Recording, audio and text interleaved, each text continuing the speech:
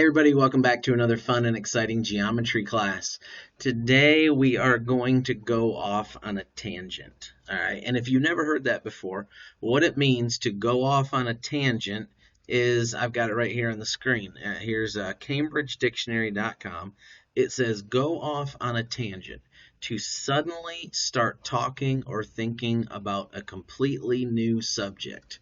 All right, so we're going, and then we're going to go off on a tangent. And that is today's lesson. So what do I mean by that? Well, look at the screen here. Or look at your book, page 142. Page 142. We are going to be learning about tangents and really where the saying comes from, going off on a tangent. By the end of the lesson, I think you'll see where the saying comes from. So a tangent, let's define it. In geometry, we've defined it in, the Urban Dictionary. But what does it mean in geometry? Tangent has one and only one point in common with the circle. So for a line to be a tangent has to be a line, by the way. It can only have one point in common with the circle. Notice what else it says. The point of contact is called the point of tangency. The point of contact where it touches the circle, that is called the point of tangency. Let's go ahead and look at what this looks like. So let me get a circle up here.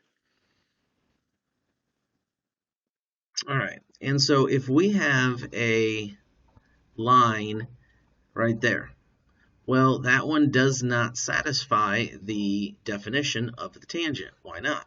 Well, let's go look at it. Tangent has one and only one point, okay? Well, this one has 2 points. So that one doesn't work. Well, let's try that. Let's try a diameter. Well, no, that one still has 2 points. Well, how are we going to make this thing have a... No, that doesn't work. Well, how about this? What if we do this? Well, no, because technically that line continues all the way through as well. So what are we going to do? The only way to make a tangent is to make it like this. All right, so we have created a point of tangency right about there, okay? And at that point of tangency is where those two shapes meet. The line meets the circle. It only touches it one time, and it only touches it in one place. It doesn't cut the circle. It's a line outside of the circle that touches the circle. The point of tangency is the point which the two meet. And theorem 39. This is on page number 143. Page 143. Theorem 39 says, and this is 39.1. There's 3 of these. So, a point of tangency is always perpendicular to the radius at the point of tangency. All right, so let's look at this. So here's our circle. Here's our tangent. This is the point of tangency. We'll call this the point of tangency. And it says that it is always, what did it say about that? It says it is always perpendicular to the radius. All right, well, let's check that out. Let's test that. So let's get a radius going here. All right, so there's our radius. And notice it looks like it is definitely perpendicular to that radius. It's a 90-degree angle right there at the point of tangency.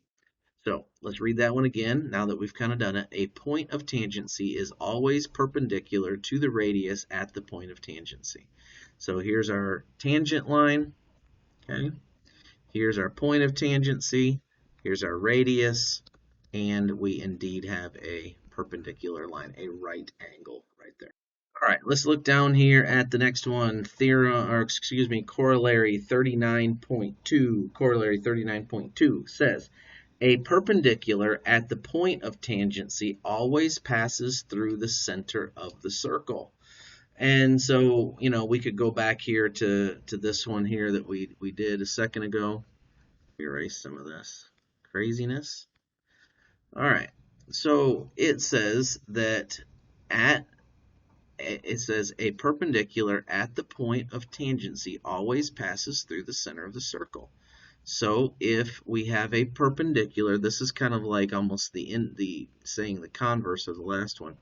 If we draw a perpendicular to this point of tangency right there, it will always pass through the center point of the circle. It has to pass through the center point of the circle. Or in other words, if we draw a perpendicular to our point of tangency, it will be a radius or it will be a diameter. Okay? It always passes through the center of the circle. The last one, again, we're still on page 143, is theorem 39.3. A perpendicular drawn from the center to the tangent always passes through the point of tangency. So now we're going to draw our perpendicular from the center to the point of tangency. So if we go back here and we draw our perpendicular, let me erase some of this stuff. So if we're going to draw a perpendicular line, and we want to draw it from the center point, and we want it, now look, that's not perpendicular to the tangent. That's not perpendicular to the tangent. Look, that's perpendicular to the tangent. When it's perpendicular to the tangent, it will pass through the point of tangency. It has to pass through the point of tangency. Okay? So if you draw your perpendicular from either direction, really, if you draw it from the point of tangency, it's going to pass through the center. If you draw it from the center, then it's going to pass through the point of tangency. All right, so that's all I got for you, but I kind of wanted to come back to the whole idea of going off on a tangent. And here's the idea of going off on a tangent. So here you are in your circle, and you're kind of just, going down your line, and you're going down your train of thought. You're talking about a certain thing, and then you hit that point of tangency. And as a teacher, sometimes it's a kid raises his hand and asks you a question. Sometimes the question has nothing to do with the class, and they know that it has nothing to do with the class. And so what do you do as the teacher? What do I do as the teacher sometimes? Well, I turn down the point of tangency, and I go off on a tangent, and I start talking about whatever the kid asked me a question about. So that's the idea. You're going straight, and then you turn immediately at a perpendicular. It's a 90-degree angle. I mean, you just go in the opposite direction that you were going, and you go somewhere else. And so that is going off on a tangent. And I hope that helped you understand what a tangent is, and I hope you helped you understand what it means when somebody says that they're going off on a tangent. All right. Well, that's all I have for you. We'll see you later. Have a good one. Bye-bye.